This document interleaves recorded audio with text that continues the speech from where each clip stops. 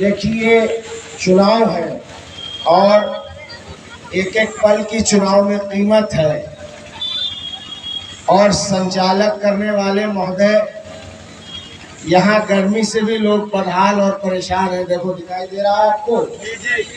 मैं सबकी भावनाओं की कदर कर रहा हूँ। आपके प्यार, आपका स्नेह, आपने जिस तरीके से हम लोगों का इस्तकबाल किया है, जिस जोश से, जिस हौसले से, जिस जुनून के साथ आपने हमारा स्वागत किया है, मैं एक बार चाहूंगा कि आप लोग अपने लिए जोरदार ताली बजाकर बहुत बहुत मैं आप सबका शुक्रगुजार हूँ। सियासत में चुनाव तो आते जाते रहते हैं, वक्त की आज कमी है। मुझे जमनिया में अभी एक प्रोग्राम और करना है, जो यहाँ से पहुँचने में मुझे कम से कम 1.5 घंटा लगेगा और 10 बजे तक की ही परमिशन मीटिंग की है। तो अगर मैं अभी भी निकलूंगा तो मुझे 9 बज जाएगा पहुँचने में। इसलिए संक्षेप में अपनी बात कहूँगा। आप लोग भी 5 मिनट जो जहाँ खड़ा है, जहाँ बैठा है, वहीं मेरी बात को सुनने की कोशिश करें।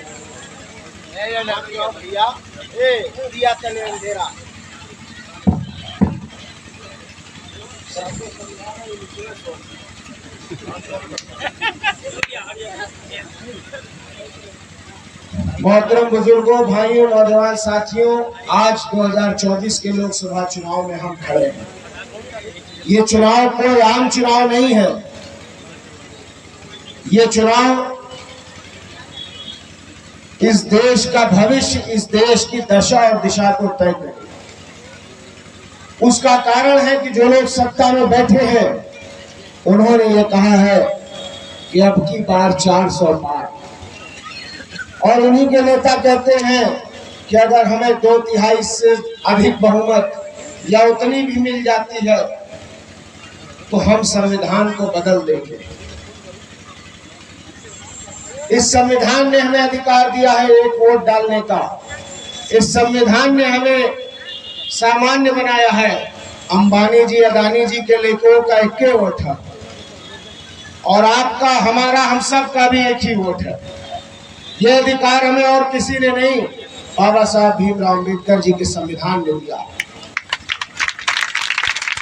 ये भारतीय जनता पार्टी और इनकी एनडीए की सरकार इस संविधान को बदलना चाहती है।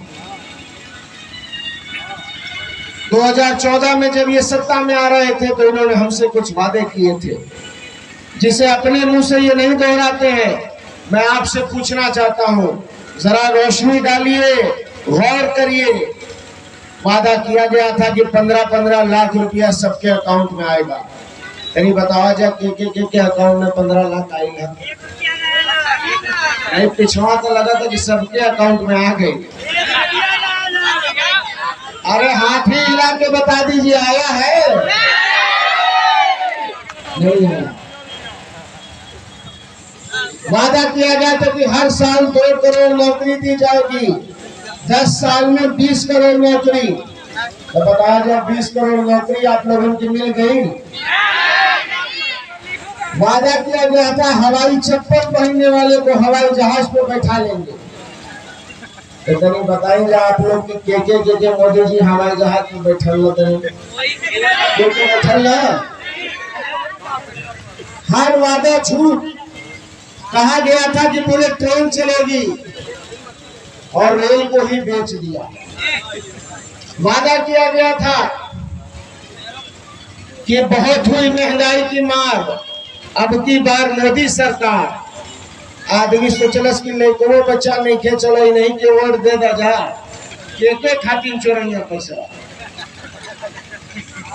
सबने वोट दे के जिता दिया। अब आप ईमानदारी से बताइए और स्वीकार करिए, क्या अरहर की दाल का दाम बढ़ गया कि नहीं बढ़ गया? क्या मिट्टी के तेल का दाम बढ़ गया या नहीं बढ़ गया? चीनी का दाम बढ़ गया नहीं बढ़ गया? 60 रुपये का पेट्रोल रहे तो काटत रहे उनको। आप सब बताइए, 100 रुपए से अधिक पेट्रोल भराया या नहीं भराया? 400 रुपए का गैस सिलेंडर है तो स्मृति ईरानी सिलेंडर लेके रोडिये पे बैठ जाए। 400 रुपए का बहुत महंगा था तो 1200 रुपए का करके सस्ता कर देना ना। हर जगह झूठ, हर जगह आपसे धोखा किया गया। टीका लगवाने के नाम पे जिस कंपनी ने आपको टीका लगाया उस कंपनी ने अदालत में जाके लंदन की, इंग्लैंड की अदालत में यह स्वीकार किया कि ये टीका लगने के बाद जो कोरोना का टीका है, कोरोना की वैक्सीन है, उससे खून जमने लगता है और हार्ट अटैक आ जा रहा, ब्रेन हेमरेज हो जा रहा। 20 साल 25 साल का लड़का लेके हार्ट अटैक और ब्रेन हेमरेज से मर जा रहा है। पूछने पे पता चलता है कि साल भर पहले कोरोना का टीका लगा था। ये सरकार पहले हमको महंगाई से मार रही थी, हमको जीएसटी से मार रही थी, उसके बाद हमको जहर का टीका लगवाकर भी मारने के पीछे पड़। क्या सच्चाई है आप सोचो। हीरे का व्यापारी हीरा खरीदने जाता है तो उसको टैक्स देना है 3%। कितना परसेंट? और बच्चे के लिए किताब कॉपी कलम और रबर खरीदने जब आप जाते हैं तो आप देते हैं 18% टैक्स। हीरा खरीदने का व्यापारी अरबपति खरबपति है तो वो कितना टैक्स दे? 3%। आप दीजिएगा 18%। हवाई जहाज खरीदे का हैसियत हमारा आपका देखिए। जे अरबपति पूंजीपति खरबपति रहेला हुए हवाई जहाज हेलीकॉप्टर का सपना देखेगा। हवाई जहाज और हेलीकॉप्टर खरीदने जाइएगा तो 6% टैक्स देना है। और एक किसान गरीब मजदूर अगर स्प्लेंडर मोटरसाइकिल या ट्रैक्टर खरीदने जाता है तो 28% टैक्स देता है। आप सोच के देखिए ये क्या सरकार है और इसकी कैसी हजारों करोड़ की नीतियां हैं जो गरीब को और गरीब बनाती जा रही है और अमीर को और अमीर बनाती जा रही है। ये पूंजीपति लोगों की सरकार है। LIC बेच दिया, BSNL बेच दिया, रेलवे बेच दिया, हवाई अड्डा बेच दिया, लाल किला दिल्ली का दालमिया को बेच दिया, चाय बेचत बेचत सारा देशवे बेच दिया। क्या हाल बना दिया हमारे देश का। हमारे देश में बेरोजगारी को परम सीमा पर पहुंचा दिया। अग्निवीर जैसी योजना ले करके हमारे युवाओं का हौसला तोड़ दिया। मैं आपको बताना चाहता हूं, हमारे बाहर के मेहमान आए हैं। मंसूर चचा, ये गाजीपुर की है सरजमीन, ये वीरों की और शहीदों की धरती कही जाती है। हर घर से या दूसरे घर से कोई नौजवान फौज में जाता है और 4 साल की नौकरी कर दिया। बताइए मेरे मोहतरम बुजुर्गों, नौजवान भाइयों, ये 4 साल की नौकरी बदल करके पक्की नौकरी चाहिए या नहीं चाहिए? आप बताओ। पक्की नौकरी सही रहेगी? मेरे बुजुर्गों, मेरे भाइयों, मैं आपसे बताना चाहता हूं कि एक तरफ ये झूठी पार्टी है जिसका नाम भारतीय जनता पार्टी नहीं, भारतीय झूठा पार्टी होना चाहिए। एक तरफ आपकी अपनी सच्ची पार्टी समाजवादी पार्टी और इंडिया गठबंधन की सरकार,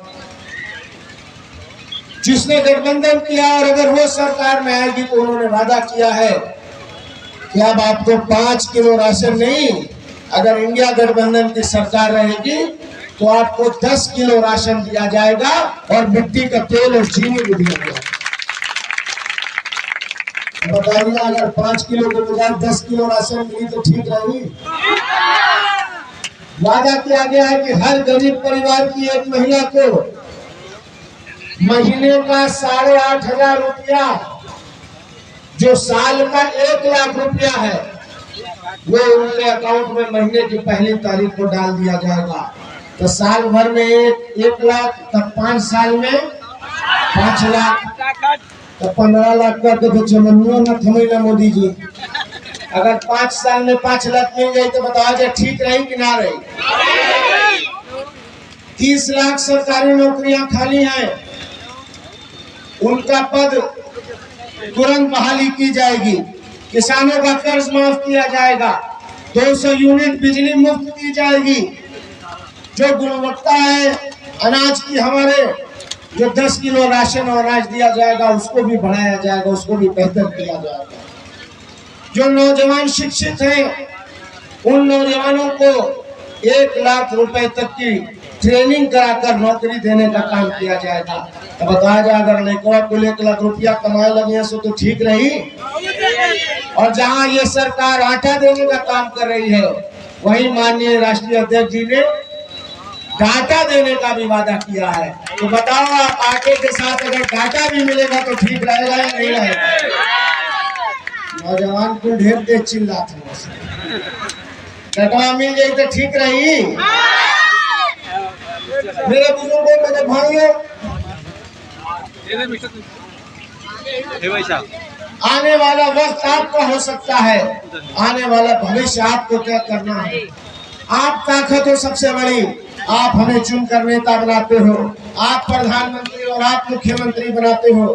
अगर आप फैसला कर लोगे, आप मन बना लोगे, तो आने वाला दिन आपके लिए बहुत सुनहरा होगा। और मोदी जी तो कहते हैं ना कि हम तो फकीर आदमी हैं, झोला लेके चल पड़े। एक बार हाथ उठा के बता जा के झोला उठवाए खातिर तैयार हो, के झोला उठवाए खातिर तैयार होते हैं। बिहार पीछे जो लोग खड़े हैं सब लोग हाथ उठा के बताइए। लेकिन एक बात और बताना चाह रहे हैं, जाते जाते झोड़ियों का चेकिंग हो रही।